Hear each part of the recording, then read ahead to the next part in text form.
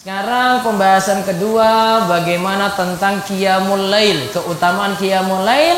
Sekarang kita lihat hadis Hudzaifah menerangkan tentang Nabi SAW pernah satu kali sholat sak rakaat baca Al-Baqarah, An-Nisa dan surat Ali Imran cuma dalam satu rakaat sholat malam.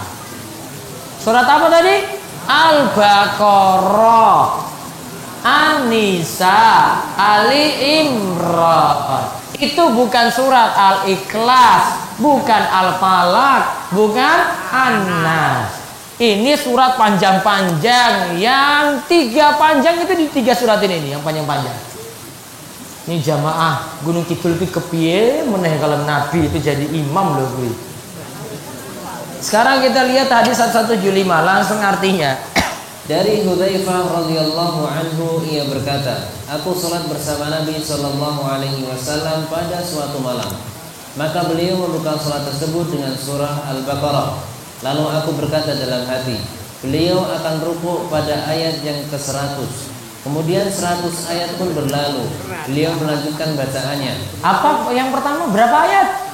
100 dikira pas 100 wis arek rampung. Kita kan 100 nih yo 100 iki. Paling Nabi wis rukuk. Ternyata lanjut.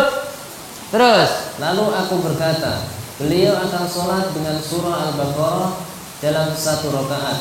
2,5 juz itu Nabi baca. Tadi 100 ayat kok bablas lanjut terus.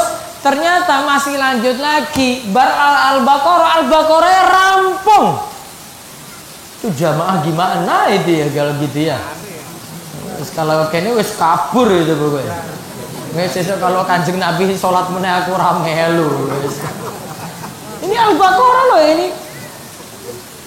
Lebih dari 200 ayat coba. Terus kemudian ternyata beliau meneruskan bacaannya. Nah, masih lanjut bar Al-Baqarah masih lanjut meneh. Terus, lalu aku berkata, beliau akan segera rukuk. Dan ternyata beliau memulai baca surah An-Nisa hingga selesai. Padahal setelah surat Al-Baqarah surat Ali Imran, Nabi lompat Al-Baqarah kemudian surat An-Nisa. Lalu beliau membaca surah An-Nisa hingga selesai. Beliau membaca dengan perlahan-lahan. Nah, pelan-pelan meneh. Kalau imam sekarang kan sak napas sak halaman gue balik. Ini sudah An-Nisa, Al-Baqarah terus rindih sekali. Ini kepiye meneh coba itu. Rasanya coba lihat Pak. Nabi lanjutkan di sini. Nanti lihat bagaimana beliau nanti sholatnya khusyuknya luar biasa. Terus apabila beliau melewati ayat yang di dalamnya terdapat tasbih, beliau bertasbih. Apabila beliau melewati ayat yang berisi permintaan, beliau meminta. Dan apabila beliau melewati ayat yang berisi meminta perlindungan, beliau meminta perlindungan. Pokoknya ada ayat khusus baca tasbih maka beliau bertasbih. Minta surga situ beliau minta surga. Membicarakan surga beliau meminta surga. Ada di situ meminta perlindungan, beliau minta perlindungan pada Allah. Misalnya dari siksa neraka. Jadi di samping bacanya pelan juga khusyuk karena direnungkan ayat demi ayat. Terus kemudian beliau ruku lalu mulai mengucapkan subhana rabbiyal azim. Coba rukuknya pas setelah baca surat apa? Oh ini sebentar ada yang kelewat sini. An-Nisa apabila beliau melewati ayat ada yang terjemahnya kurang ini. Nanti tolong ditambahkan. Karena dalam itu An-Nisa, Ali Imran saya lupa terjemahkan di situ. Setelah itu beliau membuka surat Ali Imran, yaqra'u mutarassilan. Beliau membacanya perlahan-lahan. Ada situ Ali Imran. Ali Imran tidak disebutkan dalam ini terjemahan. Di bahasa Arabnya ada. Berarti 3 surat ya? Surat apa? Al-Baqarah, An-Nisa, Ali Imran. Baru setelah itu apa? Ruku. Lalu rukuk beliau sama seperti berdirinya. Nah, tadi subhana rabbiyal apa bacanya ketika rukuk? Subhana rabbiyal azim. Kemudian rukuk beliau sama seperti berdirinya. Lanjut. Kemudian beliau mengucapkan sami Allahu liman hamidah. Rabbana walakal hamdu. Rabbana laka. Di sini tidak pakai wa. Rabbana lakal hamdu.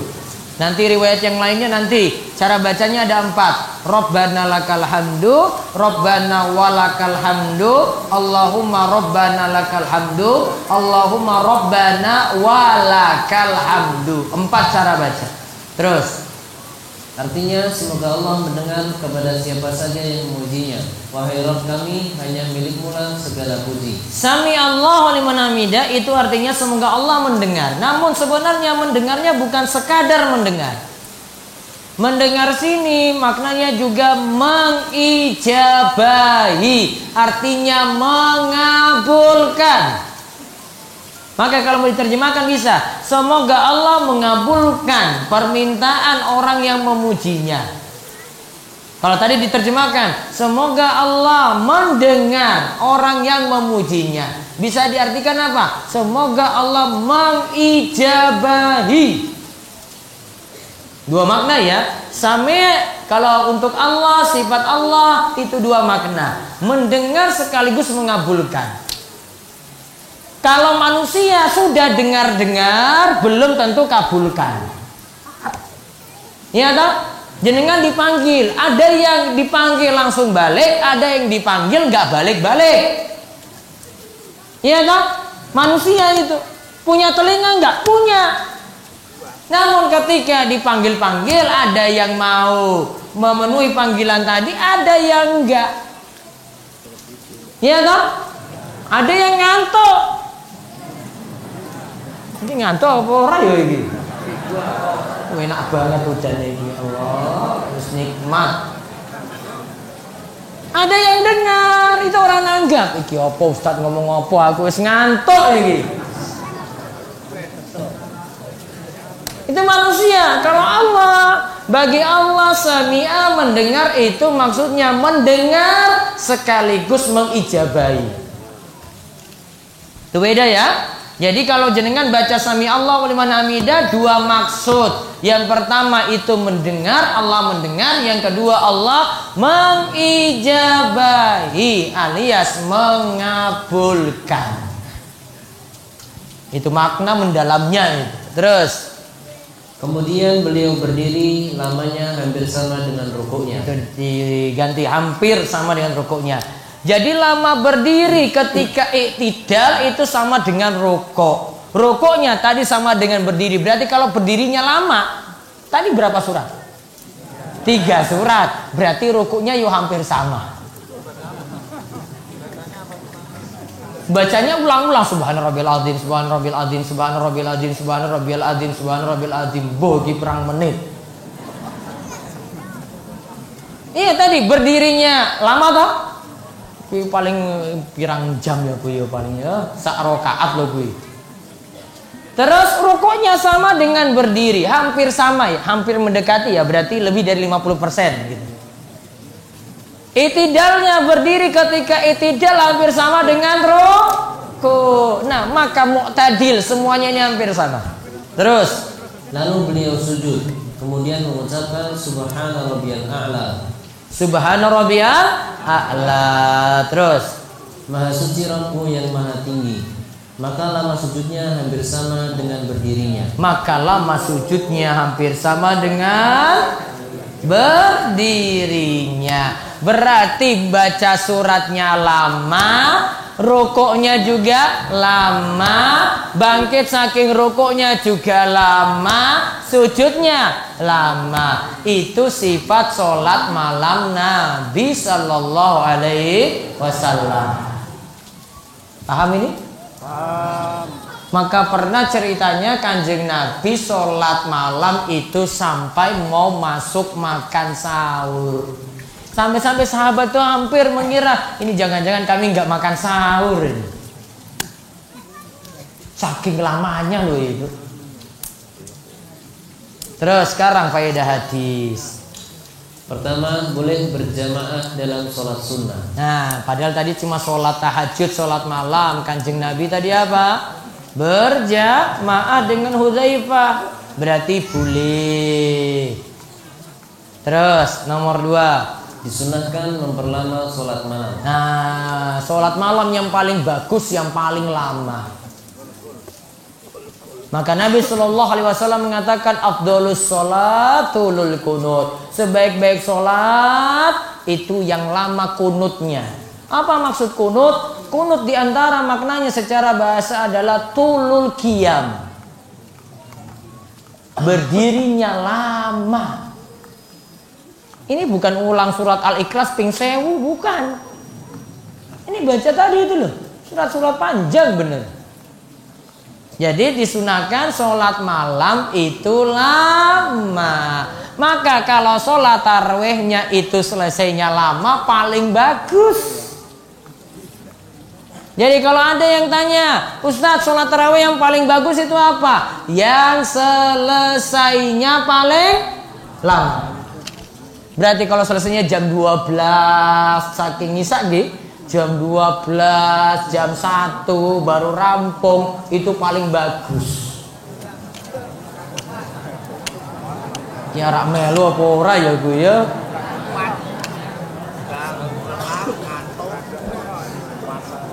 Sesuk ora mangkat meneh gue. Itu sifat sholat malam gitu, termasuk sholat tarawih di bulan Ramadan. Terus yang ketiga, boleh membaca surah dalam Al-Quran tanpa mengikuti urutan seperti dalam mushaf. Hukumnya tidaklah makruh. Nah ini dikatakan oleh Syekh Salim bin Id Al-Hilali tidak makruh, boleh saja. Karena tadi Nabi baca Al-Baqarah terus An-Nisa, padahal harusnya Ali Imran dulu. Namun Nabi SAW Al-Baqarah terus surat An-Nisa baru surat Ali Imran. Berarti jenengan bisa baca. Kalau urutannya ingat ini. Misalnya yang belakang Al-Lahab, Al-Ikhlas, Al-Falaq, An-Nas, ya toh? Misalnya jenengan rakaat pertama An-Nas langsung, padahal wis terakhir loh gue.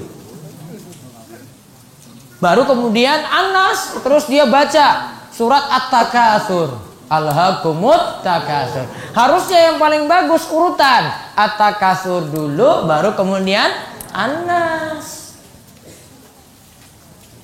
Ya, kalau Anas paling terakhir surat ke-114. Bagusnya pakai urutan, namun kalau tidak pakai urutan tidak makruh. Sama seperti praktek dari Nabi kita Muhammad sallallahu alaihi wasallam. Nomor 4, membaca Al-Quran itu dengan tadabbur ayat-ayatnya dan memahami maknanya. Maka tadi Nabi berhenti sampai pada ayat tasbih, membaca tasbih sampai pada membicarakan surga, meminta surga, membicarakan neraka, meminta perlindungan saking neraka.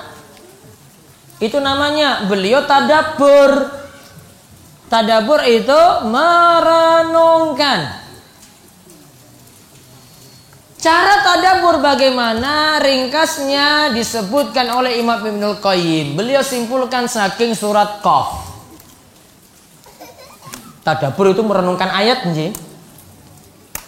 Bagaimana caranya? Ya, dalam ayat surat Qaf disebutkan inna fi dzalika ladzikra liman kana lahu qalbun aw alqa sam'a wa huwa syahid. Ini ayat 37. Qaf ayat 37. Sesungguhnya ini jadi pelajaran. Pelajaran apa maksudnya? Yaitu dari ayat 1 sampai 36 itu semua pelajaran. Liman kana lahu qalbun, bagi yang punya hati yang bersih. Satu, hatinya bersih dulu. Au alqasam'a, pasang telinga, pasang pendengaran. Wa huwa syahid, hatinya hadir kala itu. 3 berarti poin-poin pentingnya ya. 3. Yang pertama, punya hati yang bersih. Cara tadabbur nggih, punya hati yang bersih. Yang kedua, pasang pendengaran. Apa maksudnya? Apa maksudnya, Pak? Nah, memperhatikan, no? Pakai apa? Kalau ngantuk dengar nggak? Tuh, ngantuk ya berarti nggak tadabbur. Wes ngantuk. Wah, Ustaz cuma sedikit-sedikit saya dengar. Ya wes ora tadabbur. Tadabbur tuh renung, orang kok. Jadi dengar. Yang ketiga, hatinya hadir, konsen. Berarti kalau artinya itu melayang-layang, kok pas ngaji kok mikirnya sapi, mikirnya itu warung, ya ora apa-apa.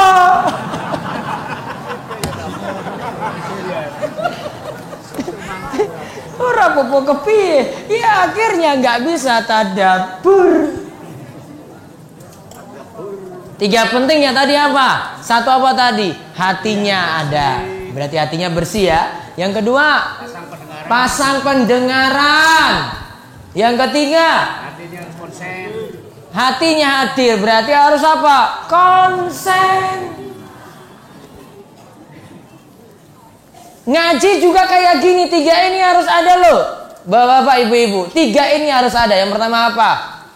Hatinya bersih dulu. Kalau banyak maksiat itu sulit masuk.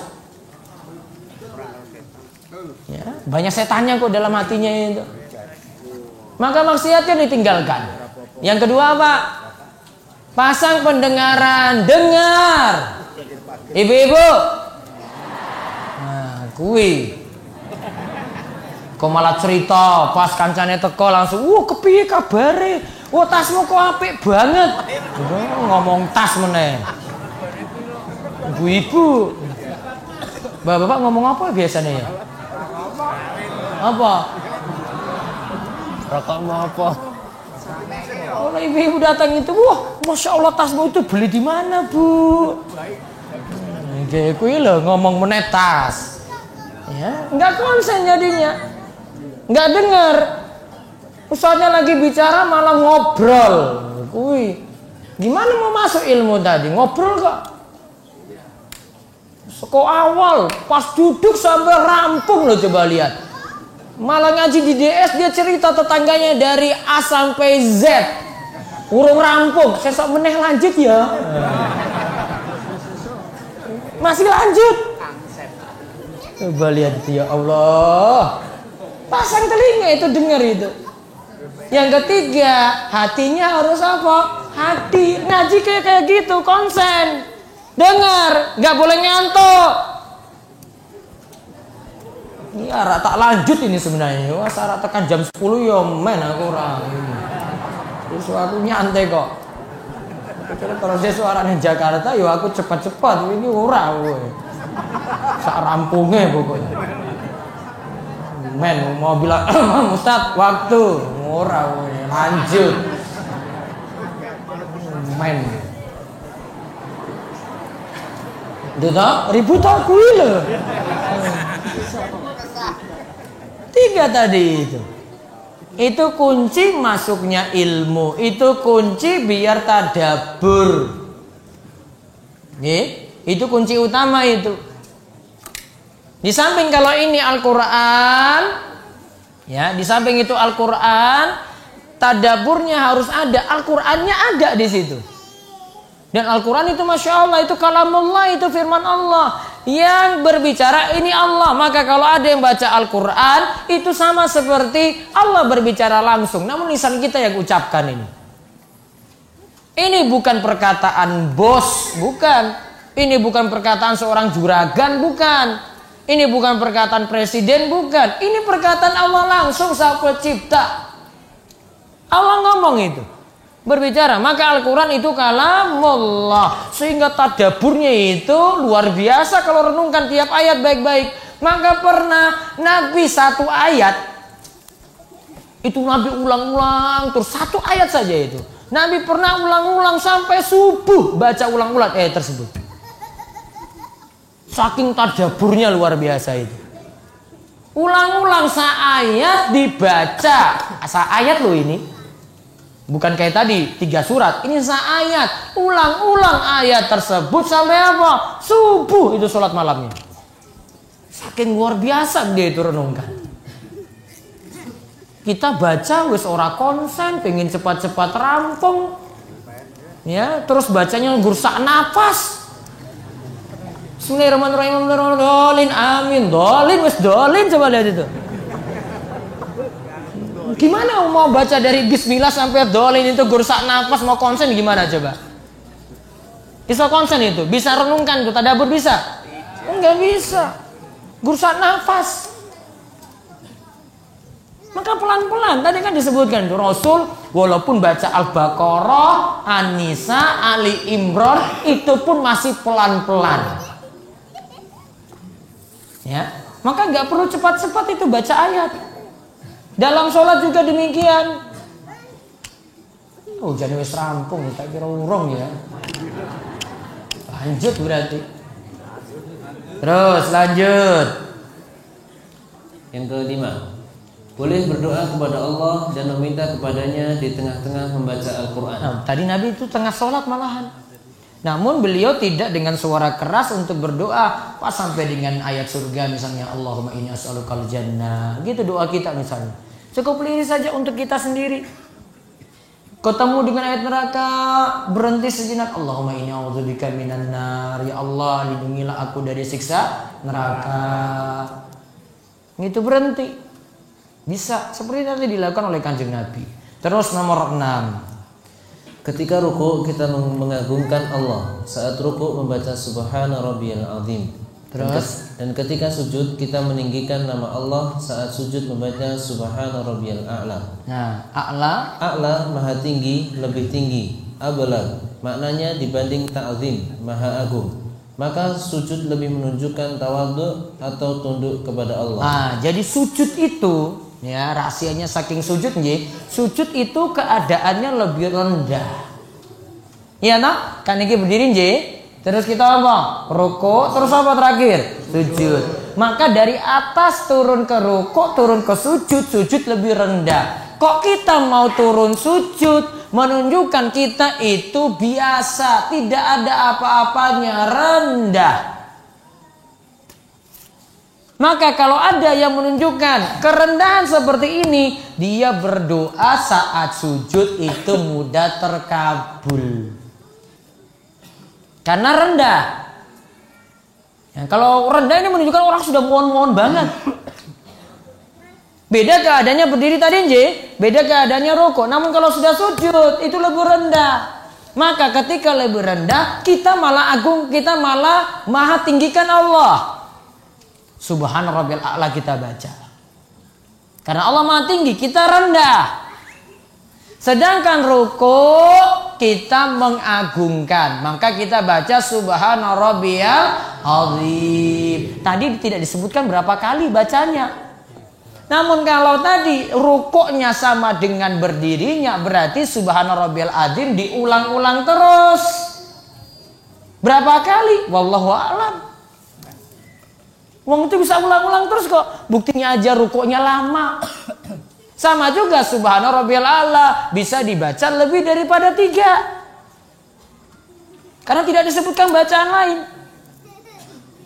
Atau ketika sujud bisa tambah dengan doa. Terus 7. Boleh dalam berdiri, ruku dan sujud itu hampir sama lamanya. Nah, dan kalau mau sholat seperti itu, ya hampir sama.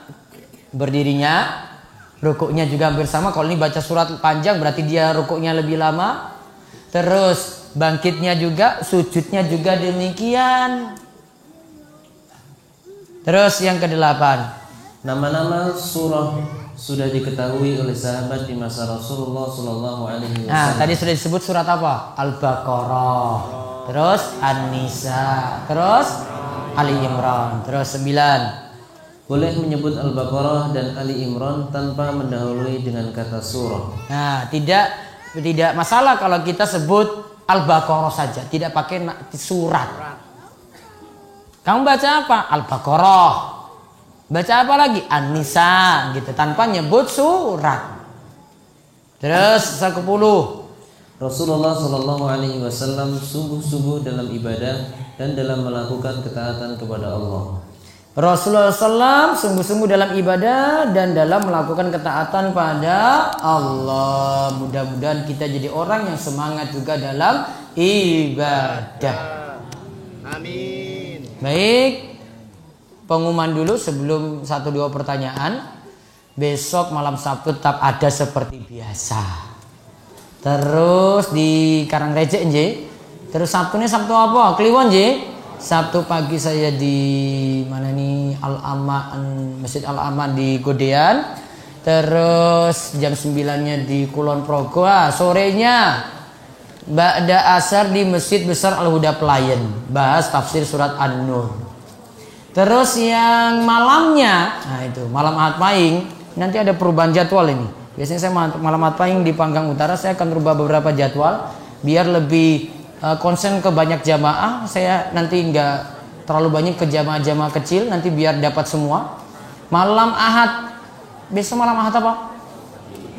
Legi. Malam Ahad Legi, biasanya saya di Panggang Utara, saya tukar jadwalnya, nanti saya ganti.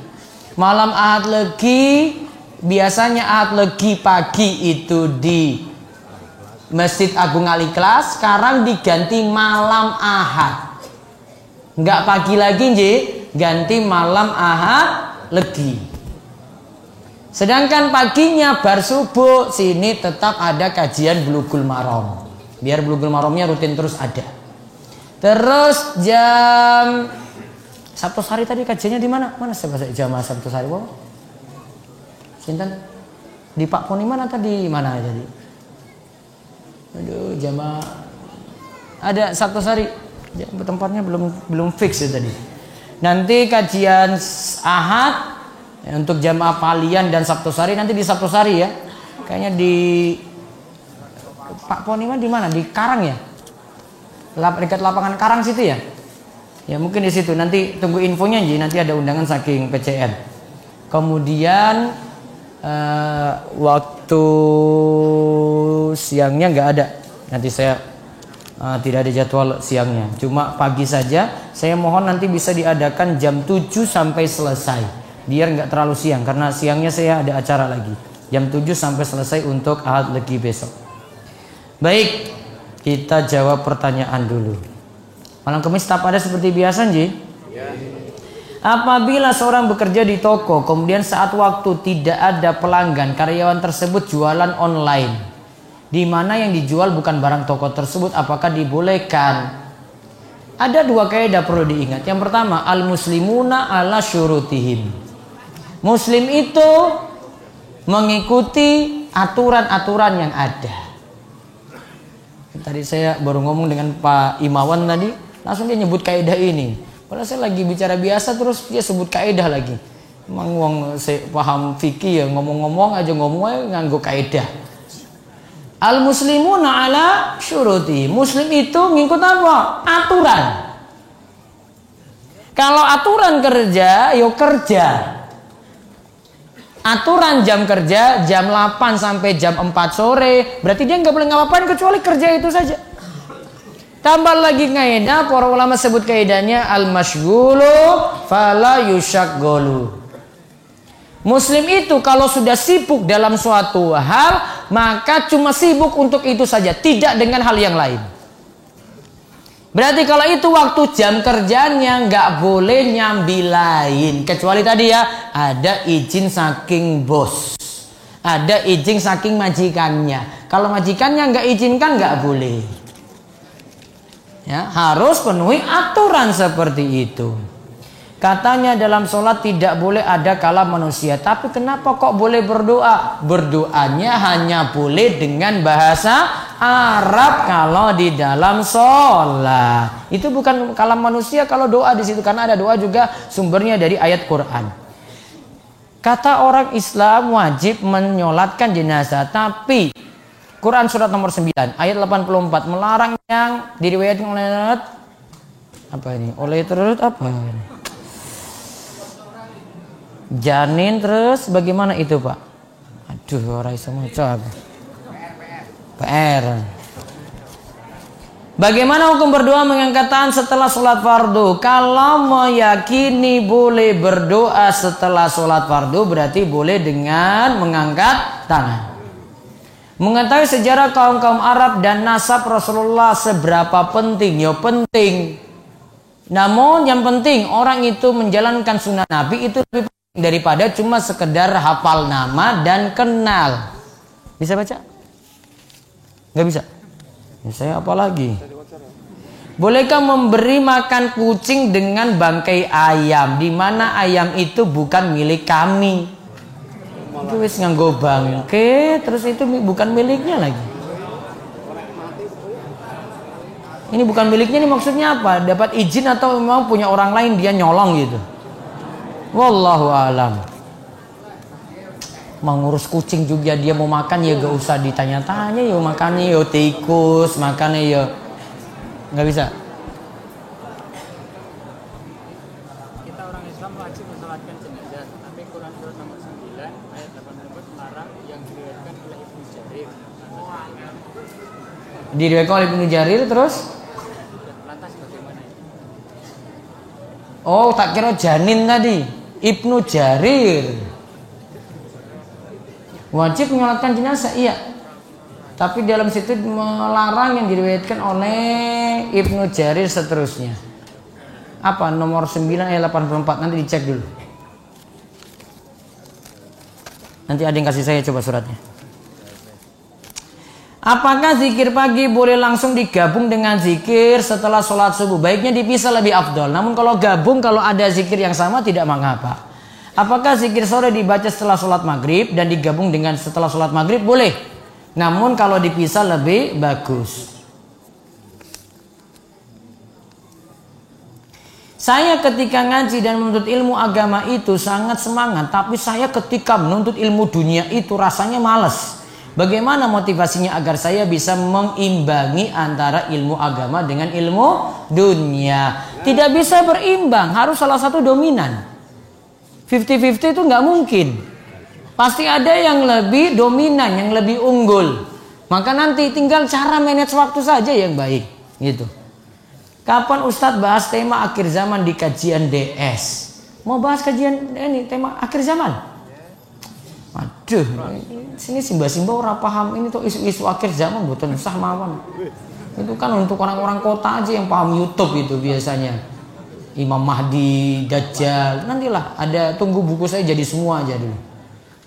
Bagaimana sejarah turunnya Imam Mahdi, Ustadz mohon dijelaskan. Apakah ini sudah tanda-tanda akhir zaman?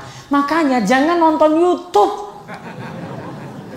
Apalagi Ustadz yang ngawur-ngawur ngomong gitu loh. Tadi saya baru bantah juga. Masa ngomong ada pemuda yang mau dibunuh Dajjal itu sudah ada saat ini. Ini dapat berita dari mana orang ini loh? Ustadz kok ngomong kayak tukang ramal gue loh. Hah? Keraton? Jenengan ikut itu?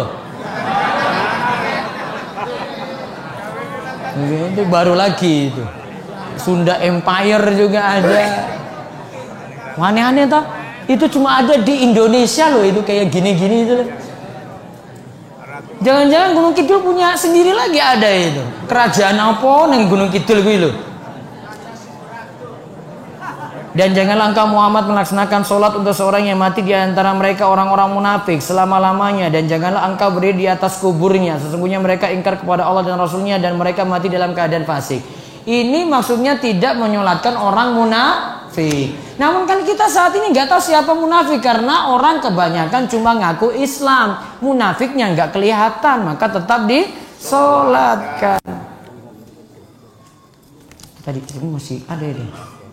Ustadz, kok bisa disebutkan dalam hadis kalau wanita itu banyak yang jadi penghuni neraka? Yo Nabi yang sebut yo kepiye? Nabi yang bilang loh ini.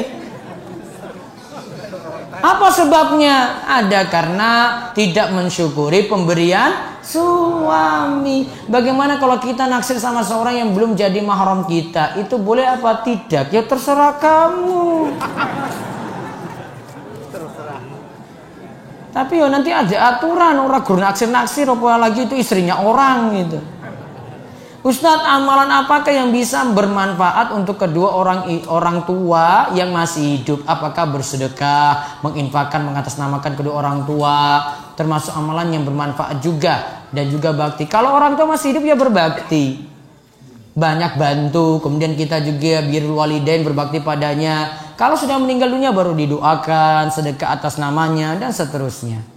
Saya mau tanya Pak Ustadz, di rumah saya melihara binatang kucing. Hukumnya jika kucing sering tiduran di tempat sholat gimana? Kucing najis napa mboten? Ya, kucing gak najis kan kalau badannya, maka sah-sah saja sholat di situ. Ada dari WA satu pertanyaan terakhir. Mboten? Baca. Saya mau tanya, apa benar kalau arisan dan arisan itu bergilir dan kita kasih makanan dan minum, apa benar itu hukumnya haram? Wallahu alam. Pendapat yang tepat, arisannya boleh, kemudian giliran untuk kasih makan tiap rumah itu untuk menghormati tamu. Layaknya tamu ya dimuliakan. Baik, demikian yang bisa kita bahas. Insya Allah ketemu lagi pada malam Kamis depan. Demikian kita cukupkan. Kita tutup, kalian doa kafaratul majelis. Subhanakallahumma bihamdika asyhadu an la ilaha illa anta astaghfiruka wa atubu ilaik. Assalamualaikum warahmatullahi wabarakatuh.